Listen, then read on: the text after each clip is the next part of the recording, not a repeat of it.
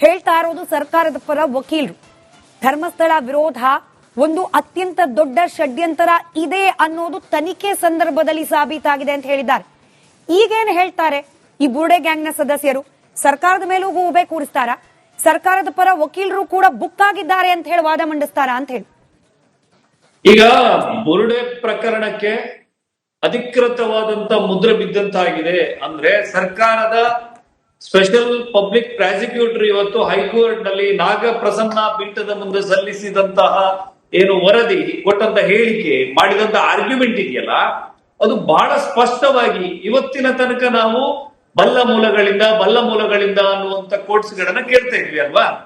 ಈಗ ಆಥರೈಸ್ಡ್ ಆಗಿ ಗೊತ್ತಾಗಿದೆ ಇದು ಬುರ್ಡೆ ಪ್ರಕರಣ ಎನ್ನುವಂಥದ್ದು ಕ್ರಿಸ್ಟಲ್ ಕ್ಲಿಯರ್ ಆಗಿ ಇದೊಂದು ಷಡ್ಯಂತ್ರ ಎನ್ನುವಂಥದ್ದು. ವಿಠಲ ಹಿಡ್ಕೊಂಡು ಬಂದಿರುವಂತದ್ದು ಕೂಡ 30 ವರ್ಷ ಮೀರಿದಂತ ಒಬ್ಬ ಪುರುಷನ ಬುರ್ಡೆ. ಮತ್ತೆ ವಿಠಲ ಹೇಳಿದಂತ ಜಾಗದಲ್ಲಿ ಸಿಕ್ಕಿರುವಂತದ್ದು 5 ಬುರ್ಡೆಗಳು ಕೂಡ ಪುರುಷನದ್ದು, ಒಂದು ಅಂಗವಿಕರಣದ್ದು ಅಂತೇಳಿ. ಮತ್ತೆ ಈ ಹಿಂದೆ ಅಗೆದಾಗ ಸಿಕ್ಕಿರುವಂತದ್ದು ಒಬ್ಬ ಪುರುಷನದ್ದು ಅಸ್ಥಿಪಂಜರ. ಆಮೇಲೆ ಹೀಗೆ ಕಾಡಿನಲ್ಲಿ ನಡ್ಕೊಂಡು ಹೋಗುವಾಗ 11ನೇ ಪಾಯಿಂಟ್ ನಿಂದ ನಡ್ಕೊಂಡು ಹೋಗುವಾಗ ಸಿಕ್ಕಿರುವುದು ಕೂಡ ಗಂಡಸಿನ ಅಸ್ಥಿಪಂಜರ. 24 ವರ್ಷದ ಹೆಣ್ಮಗುವಿನ ಬುರುಡೆ ಸಿಕ್ಕಿದೆ ಅಂತ ಹೇಳಿ FSL ವರದಿಯನ್ನ ತರಿಸ್ಕೊಂಡಂತ ಗಿರೀಶ್ ಮಟ್ಟಣ್ಣನವರನ್ನ ಎಲ್ಲ ನಿಲ್ಲಿಸ್ಕೊಂಡು ಕೇಳಬೇಕು. ಸರ್ಕಾರದ ಅಧಿಕೃತವಾದಂತ ಏನು ಪಬ್ಲಿಕ್ ಪ್ರಾಸಿಕ್ಯೂಟರ್ ಇವತ್ತು ಹೈಕೋರ್ಟ್ ನಲ್ಲಿ ಮಾಡಿದಂತ ಆರ್ಗ್ಯುಮೆಂಟ್ ನ ಮೂಲಕ ಈ ಬುರ್ಡೆ ಪ್ರಕರಣ ಎನ್ನುವಂಥದ್ದು ಕ್ಲಿಯರ್ ಆಗಿ ಒಂದು ಷಡ್ಯಂತ್ರ ಎನ್ನುವುದು ಸಾಬೀತಾಗಿದೆ ಮೇಡಮ್. ಬಟ್ ಈಗ ಕೇವಲ ಈ ಚಿನ್ನಯ್ಯ ತೋರಿಸಿದ ಸ್ಪಾಟ್ಗಳು ಮಾತ್ರ ಉಳಿದಿಲ್ವಲ್ಲ, ಈಗ ಹೊಸದೊಂದಷ್ಟು ಜಾಗಗಳನ್ನ ಬಗಿಬೇಕು ಅಂತ ಹೇಳಿ ಮನವಿ ಮಾಡಲಾಗಿದೆ. ಕೋರ್ಟ್ನಲ್ಲಿ ವಿಚಾರಣೆ ನಡೀತಾ ಇದೆ, ಅದಕ್ಕೆ ಪುರಸ್ಕಾರ ಸಿಗುತ್ತೋ ಇಲ್ವೋ ಎರಡನೇ ವಾದ. ಚಿನ್ನಯ್ಯನ ಮೇಲೂ ಕೂಡ ಒತ್ತಡ ಇದೆ, ಹಾಗಾಗಿ ಆತ ದಿಕ್ಕು ತಪ್ಪಿಸಿದ್ದಾನೆ, ಅಸಲಿ ರಹಸ್ಯಗಳು ನಮಗ್ ಗೊತ್ತಿದೆ ಹೇಳ್ತಿದ್ದಾರೆ. ಇವಾಗ ರಾಶಿ ಶವಗಳಿದೆ, ಅಲ್ಲಿ ಸಿಕ್ಕಿರುವ ಶವಗಳು ಅಲ್ಲಿನ ಅಸ್ಥಿಪಂಜರಗಳನ್ನ ಗಮನಿಸಿಬಿಟ್ರೆ ಗಾಬರಿಯಾಗಿ ಹೋಗುತ್ತೆ ಹೇಳ್ತಿದ್ದಾರೆ ಈಗಲೂ ಕೂಡ. ಮೇಡಮ್, ಇದು ಚಿನ್ನಯ್ಯನ ಪರವಾಗಿ ನಾನು ಧ್ವನಿಯನ್ನು ಎತ್ತುತ್ತಿದ್ದೇನೆ ಇವತ್ತು, ಚಿನ್ನಯ್ಯನ ಪರವಾಗಿ. ಯಾಕಂದ್ರೆ ಈ ಸಾಮಾಜಿಕ ವ್ಯವಸ್ಥೆಯಲ್ಲಿ ಅತ್ಯಂತ ಕೆಳಸ್ತರದಲ್ಲಿ ಬಹಳ ಒಂದು ಯಾವುದೋ ಒಂದು ಕಸ ಗುಡಿಸುವಂತ ಸಫಾಯಿ ಕೆಲಸ ಮಾಡುವಂತ ಒಬ್ಬ ವ್ಯಕ್ತಿಗೆ ಆಮಿಷವನ್ನ ಒಡ್ಡಿ ಆತನ ದಿಕ್ಕನ್ನು ತಪ್ಪಿಸಿ ಇಡೀ ಸಮಾಜದ ದಿಕ್ಕನ್ನು ತಪ್ಪಿಸುವಂತಹ ಷಡ್ಯಂತ್ರ ಮಾಡಿದವರಿಗೆ ಶಿಕ್ಷೆ ಆಗ್ಬೇಕು. ಇವತ್ತು ದಲಿತ ಸಂಘಟನೆಯ ಎಲ್ಲಾ ಮುಖಂಡರಲ್ಲಿ ನಾನು ರಿಕ್ವೆಸ್ಟ್ ಮಾಡ್ಕೋತಾ ಇದ್ದೀನಿ, ನೀವು ಚೆನ್ನಯ್ಯನ ಪರವಾಗಿ ಧ್ವನಿ ಎತ್ತಿ. ಇವತ್ತು ಒಡನಾಡಿ ಸ್ಟ್ಯಾನ್ಲಿ ಒಂದು ಯೂಟ್ಯೂಬ್ ನಲ್ಲಿ ಹೇಳಿಕೆಯನ್ನು ಕೊಟ್ಟಿದ್ದಾರೆ, ಸೌಜನ್ಯಳ ದೇಹವನ್ನ ತಗೊಂಡ್ ಬಂದು ಎಸೆದಿರೋದು ಚಿನ್ನಯ್ಯ ಅಂತ ಹೇಳಿ. ಯಾಕಂದ್ರೆ ಇವರ ಷಡ್ಯಂತ್ರಕ್ಕೆ ಸರಿಯಾಗಿ ಚೆನ್ನಯ್ಯ ವರ್ತಿಸಲಿಲ್ಲ. ಆದ್ರೆ SIT ಅಧಿಕಾರಿಗಳ ಮುಂದೆ ಎಲ್ಲ ಸತ್ಯವನ್ನ ಹೇಳಿದಾನೆ ಅಂತ ಹೇಳಿದ ತಕ್ಷಣ ಒಬ್ಬ ಚಿನ್ನಯ್ಯನನ್ನ, ಒಬ್ಬ ದಲಿತ ಸಮುದಾಯದ ಒಬ್ಬ ನಿಷ್ಪಾಪಿ ವ್ಯಕ್ತಿಯನ್ನ ಆಮಿಷಕ್ಕೆ ಬಲಿಪಡಿಸಿ ಕರ್ಕೊಂಡು ಬಂದಂತ ವ್ಯಕ್ತಿ ಇವ್ರು ಹೇಳಿದ ಹಾಗೆ ತಿರುಗಿಬಿದ್ದ ಅನ್ನೋ ಕಾರಣಕ್ಕೆ ಆತನ ಮೇಲೆ ಘೋರವಾದಂತ ಅಪವಾದವನ್ನ ಹಾಕುವಂತ ಕೆಲಸವನ್ನ ಇವತ್ತು ಒಡನಾಡಿ ಸ್ಟ್ಯಾನ್ಲಿ ಮಾಡ್ತಾ ಇದ್ದಾರೆ. ಈಗ ಚಿನ್ನಯ್ಯನ ಏನು ಷಡ್ಯಂತ್ರ ಇವ್ರದ್ದು ಫೇಲ್ ಆಗಿದೆ ಅನ್ನೋದು ಗೊತ್ತಾದ ತಕ್ಷಣ ಷಡ್ಯಂತ್ರದ ರೂವಾರಿಗಳು ಸೌಜನ್ಯಳ ಕುಟುಂಬದ ಸದಸ್ಯರನ್ನ ಇಟ್ಕೊಂಡಿದ್ದಾರೆ.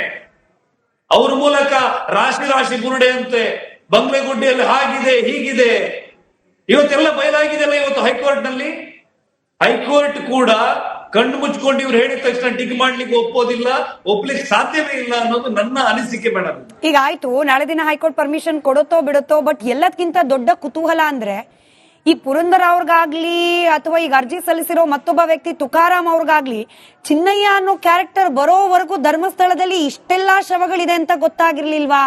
ಅದಕ್ಕೊಂದು ಉತ್ಖನನ ಮಾಡಿಸ್ಬೇಕು ಅಂತ ಹೇಳಿ ಕೋರಬೇಕು ಅಂತ ಹೇಳಿ ಗೊತ್ತಾಗಿರ್ಲಿಲ್ವಾ?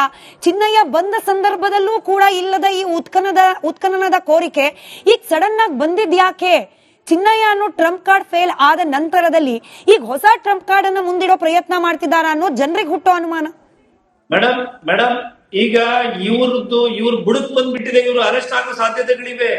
ಹಾಗಾಗಿ ಮತ್ತೆ ಹೈಕೋರ್ಟ್ ಇಂದ ಏನಾದ್ರೂ ಒಂದು ರಿಟ್ ಪಿಟಿಷನ್ ಹಾಕಿ ಹೈಕೋರ್ಟ್ ಇಂದ ಡೈರೆಕ್ಷನ್ ತಂದು SITಗೆ ಮತ್ತೆ ಡಿಗ್ಗಿಂಗ್ ಮಾಡುವ ಪ್ರೋಸೆಸ್ ಸ್ಟಾರ್ಟ್ ಆಗಲಿ ಅನ್ನೋ ಕಾರಣಕ್ಕೆ ಇವ್ರು ಮಾಡಿರುವಂತದ್ದು.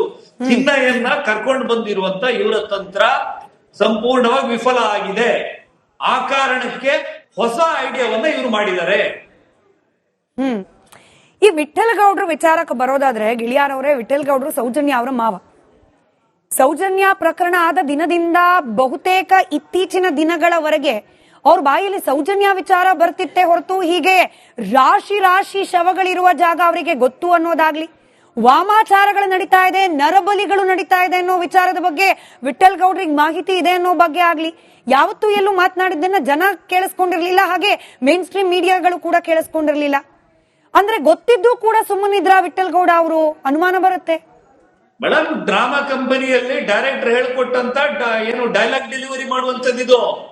ಕಾಲ ಕಾಲಕ್ಕೆ ಹೊಸ ಮುಖಗಳು ಬರ್ತವೆ. ಇವತ್ತು ಒಡನಾಡಿ ಸ್ಟ್ಯಾನ್ಲಿ ಒಂದ್ ಕಡೆ ಸ್ಟೇಟ್ಮೆಂಟ್ ಕೊಟ್ಟಿದ್ದಾರೆ, ಏನು ಸೌಜನ್ಯ ಮೃತದೇಹವನ್ನು ತಗೊಂಡೋಗಿ ಎಸ್ದಿರೋದೇ ಚಿನ್ನಯ್ಯ ಅಂತ ಹೇಳಿ. ಇವತ್ತು ಹೊಟ್ಟೆಗೆ ಏನ್ ತಿಂತಾರ ಅನ್ನೋದು ನನಗೆ ಅರ್ಥ ಆಗ್ತಾ ಇಲ್ಲ. ಈ ರೀತಿ ಹಸಿ ಹಸಿ ಸುಳ್ಳನ್ನ ಸಮಾಜದ ಮುಂದೆ ಹರಡ್ತಾ ಇದ್ದಾರಲ್ಲ. ನಮ್ಮ ಹಿಂದೂ ಧಾರ್ಮಿಕ ಶ್ರದ್ಧಾ ಕೇಂದ್ರದ ಮೇಲೆ ಮಾಡುವ ಎಲ್ಲ ದಾಳಿಯನ್ನ ಸಹಿಸ್ಕೋತಾರೆ ಅಂತ ಅಂದ್ಕೊಂಡಿದ್ದಾರೆ ಇವರು ಒಡನಾಡಿ ಸ್ಟ್ಯಾನ್ಲಿ. ಮೈಸೂರಿನ ಒಡನಾಡಿ ಸ್ಟ್ಯಾನ್ಲಿ ಅವರ ಸಂಸ್ಥೆಯಲ್ಲಿ ಆಶ್ರಮದಲ್ಲಿ ಆಶ್ರಯ ಪಡ್ಕೊಂಡಂತ ಹೆಣ್ಮಕ್ಳು ಕೂಡ ನಾಪತ್ತೆ ಆಗಿದ್ದಾರೆ. ಅದ್ರ ಬಗ್ಗೆ ಕೂಡ ತನಿಖೆ ಆಗ್ಬೇಕು ಅಂತೇಳಿ ಹೇಳ್ತೀವಿ ನಾವು. ಈ ವಿಠಲ್ಲ ಗೌಡ ಅನ್ನುವವನು ಡೇ ಒನ್ನಿಂದಲೂ ಕೂಡ ಒಂದು ಸುಳ್ಳು ಹೇಳ್ಕೊಂಡು ಬಂದವನು. ಸೌಜನ್ಯ ಪ್ರಕರಣದ ದಾರಿ ತಪ್ಪಿಸಿರೋದ ವಿಠಲ್ ಗೌಡ. ಮಹೇಶ್ ಶೆಟ್ಟಿ ತಿಮರೋಡಿಗೆ ಸುಳ್ಳು ಮಾಹಿತಿಯನ್ನ ಕೊಟ್ಟಿರೋದು ವಿಠಲ್ ಗೌಡ. ವಿಠಲ್ ಗೌಡ ಬೇಸಿಕಲಿ ಆತ ಕ್ರಿಮಿನಲ್. ಅವನು ಇಡೀ ಸೌಜನ್ಯ ಪ್ರಕರಣದ ದಿಕ್ಕು ತಪ್ಪಿಸುವುದರಲ್ಲಿ ಮೂಲ ಇರುವಂತದ್ದೇ ವಿಠಲ್ ಗೌಡ. ಇವನು ವ್ಯಾಪಾರ ಮಾಡ್ಕೊಂಡಿದ್ದ ಹೋಟೆಲ್ನು ಇದನ್ನ ಅವನಿಗೆ ಟೆಂಡರ್ ಸಿಗ್ಲಿಲ್ಲ ಅನ್ನುವಂತ ದ್ವೇಷದ ಮೇರೆಗೆ ಸುಳ್ಳು ಸುಳ್ಳು ಕಥೆಗಳನ್ನ ಕಟ್ತಾ ಇದ್ದಾನೆ. ಈಗ ಇವರು ಚಿನ್ನಯ್ಯ ಎನ್ನುವಂತ ಒಬ್ಬ ದಲಿತ ಸಮುದಾಯದ ಒಂದು ವ್ಯಕ್ತಿಯನ್ನ ಕರ್ಕೊಂಡು ಬಂದ್ರು ಮೇಡಮ್. ಅದ್ರ ಜೊತೆಗೆ ಧರ್ಮಸ್ಥಳದ ಏನು ವೈಯಕ್ತಿಕವಾದ ಕೌಟುಂಬಿಕವಾದಂತ ಯಾವುದೋ ಒಂದು ಆಸ್ತಿಗೆ ಸಂಬಂಧಪಟ್ಟಂತ ವಿಚಾರದಲ್ಲಿ ಸುಜಾತ ಭಟ್ ಎನ್ನುವ ಏನು ಮಹಿಳೆ ಬಂದಾಗ ಆ ಮಹಿಳೆ ಕೂಡ ನೀವು ಈ ರೀತಿ ಡ್ರಾಮಾ ಮಾಡಿದ್ರೆ ನಿಮಗೆ ನಾವು ಹೆಲ್ಪ್ ಮಾಡ್ತೀವಿ ಅನ್ನೋ ರೀತಿಯಲ್ಲಿ ಆಮಿಷವನ್ನ ಒಡ್ಡಿ ಆ ಮಹಿಳೆಯಿಂದ ಇವರು ದಾರಿ ತಪ್ಪಿಸುವ ಹೇಳಿಕೆಯನ್ನು ಕೊಟ್ರು. ಆಕೆಯ ಮಗಳು ಅನನ್ಯ ಭಟ್ ಅಂತೇಳಿ ಹುಟ್ಟದ ಅನನ್ಯಳನ್ನ ಹುಟ್ಟಿಸಿದ್ರು. ಈಗ ಅನನ್ಯ ಭಟ್ ಸ್ಟೋರಿ ಬುರುಡೆ ಕಥೆ ಅಂತ ಗೊತ್ತಾಯ್ತು, ಚಿನ್ನಯ್ಯನ ಸ್ಟೋರಿ ಬುರುಡೆ ಕಥೆ ಅಂತ ಹೇಳಿ ಗೊತ್ತಾಯ್ತು. ಇವತ್ತು ಅದೆರಡಕ್ಕೂ ಕೂಡ ಅಧಿಕೃತವಾಗಿ ಹೈಕೋರ್ಟ್ ಮುದ್ರೆಯನ್ನ ಒತ್ತಿದೆ. ಈಗ ಹೊಸ ಡ್ರಾಮಾ ವಿಠಲ್ ನೋಡಿದಾನೆ. ವಿಠಲ್ನ ಹೋಟೆಲ್ ಹಿಂಭಾಗದಲ್ಲಿ ಇರುವಂತದ್ದು ಬಂಗ್ಲೆಗುಡ್ಡೆ. ಇವನೇ ಒಂದು ಕೊಲೆಯನ್ನ ಮಾಡಿ ಆ ಬಾಡಿಯನ್ನ ಅಲ್ಲಿ ಹೂತಾಕಿರ್ಬೋದು ಎನ್ನುವಂತಹ ಸಂಶಯಗಳು ಎಲ್ಲ ಕಡೆ ಕೇಳಿ ಬರುವಂತದ್ದು ನಿಮ್ಮ ವಾಹಿನಿಯಲ್ಲಿ ಕೂಡ ಅದು ಪ್ರಸಾರ ಆಗಿದೆ. ಹೈಕೋರ್ಟ್ಗೆ ಯಾಕೆ ಇವರು ಅರ್ಜಿಯನ್ನ ಹಾಕಿದ್ದಾರೆ ಅಂತ ಹೇಳಿದ್ರೆ, SIT ತನಿಖೆ ಒಂದು ತಾರ್ಕಿಕ ಅಂತ್ಯಕ್ಕೆ ಬರುವ ಹಂತದಲ್ಲಿ ಇದರ ಇನ್ನಷ್ಟು ಎಳಿತಾ ಹೋಗುವಂತದ್ದು. ಈಗಾಗಲೇ ಲೆಫ್ಟಿಸ್ಟ್ಗಳು ಏನು ಇವರ ಡ್ರಾಮಾ ಫ್ಯಾಕ್ಟರಿಯನ್ನ ತಗೊಂಡು ಬಂದು ಫ್ರೀಡಂ ಪಾರ್ಕ್ ನಲ್ಲಿ ಹೋರಾಟದ ಹೆಸರಲ್ಲಿ ನಿಮಗೆ ನೋಡಿ ಮೇಡಮ್, ಕರಾವಳಿಯಲ್ಲಿ ವಂಶಿ, ಸುಚೇತಾ, ಭಾರತಿ, ಸೌಮ್ಯ ಭಟ್, ರತ್ನಾ ಕೊಟ್ಟಾರಿ, ಅಕ್ಷತಾ ದೇವಾಡಿಗ ಎಲ್ಲ ಹೆಣ್ಣು ಮಕ್ಕಳು ಅತ್ಯಾಚಾರಕ್ಕೊಳಗಾದವರು ಅಲ್ಲೆಲ್ಲೂ ಕೂಡ ಈ ರೀತಿ 10-12 ವರ್ಷದ ತನಕ ಈ ವಿಷಯವನ್ನ ಇಟ್ಕೊಂಡಿಲ್ಲ. ಇವರು ಯಾಕೆ ಹೋರಾಟ ಮಾಡಿಲ್ಲ? ಅಲ್ಲಿ ಧರ್ಮಸ್ಥಳ ಇರಲಿಲ್ಲ.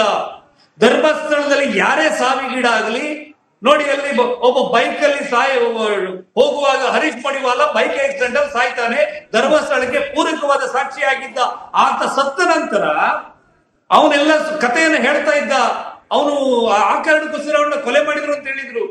ಅದು ಕೂಡ ಫಾರೆನ್ಸಿಕ್ ಡಾಕ್ಟರ್ ಬಂದು ವೆರಿಫಿಕೇಶನ್ ಮಾಡಿದ್ದಾರೆ, ಸ್ಪಾಟ್ ಮಹಾಜರ್ ಮಾಡಿದ್ದಾರೆ. ಅಲ್ಲಿ ರವಿ ಪೂಜಾರಿ ಕುಡ್ಕೊಂಡು ಅವನು ಪಾಪ ವ್ಯಸನಕ್ಕೆ ತುತ್ತಾಗಿ ಆತ ಆತ್ಮಹತ್ಯೆ ಮಾಡಿಕೊಳ್ತಾರೆ. ಅವನು ಕೂಡ ಧರ್ಮಸ್ಥಳಕ್ಕೆ ಫಾರ್ ಆಗಿರುವಂತ ಸಾಕ್ಷಿ.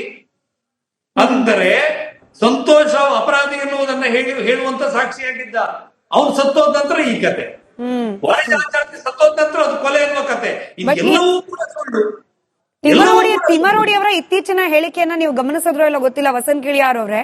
ಯಾವಾಗ ಚಿನ್ನಯ್ಯ ಜಡ್ಜ್ಗಳ ಮುಂದೆ ಹೇಳಿದ ಹೇಳಿಕೆ ಉಲ್ಟಾ ಆಗಿದೆ, ಯಾವಾಗ SIT ಅಧಿಕಾರಿಗಳ ಮುಂದೆ ಚಿನ್ನಯ್ಯ ಆಕ್ಚುಯಲ್ ಸತ್ಯವನ್ನ ಮಾತನಾಡ್ಲಿಕ್ಕೆ ಪ್ರಾರಂಭ ಮಾಡಿದ್ದಾನೆ ಅಂತ ಗೊತ್ತಾಯ್ತೋ, ತಿಮರೋಡಿ ಅವರು ಒಂದು ಹೊಸ ವರ್ಷನ್ ಕೊಟ್ಟಿದ್ದಾರೆ.